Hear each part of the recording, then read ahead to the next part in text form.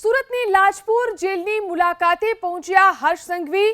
ગૃહ રાજ્યમંત્રી હર્ષ સંઘવીએ લાજપોર જેલની અંદર હીરા ઘસ્યા।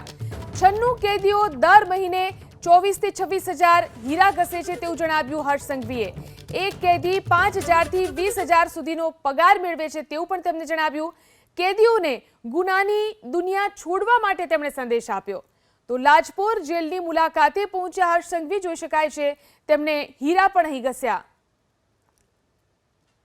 आप जे बंदीवानों द्वारा जे स्टोन એટલે કે પથ્થર જેવા દેખાતા સ્ટોનોને ઘસીને હીરા જેવી ચમક અને હીરાની ચમક આ બંદીવાનો દ્વારા જે ઘસાયેલા હીરા હોય તેને દુનિયા સુધી પહોંચાડવાની કામગીરી એ લાજપોર જેલમાં વ્યવસ્થા કરવામાં આવી છે।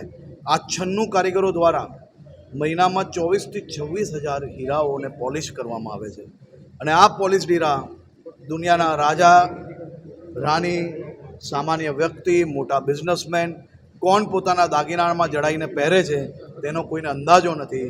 આ બંદીવાનોની જે સાચી તાકાત છે તે અપનાવવા માટેનો બી આજે એક અપીલ કરવામાં આવી છે।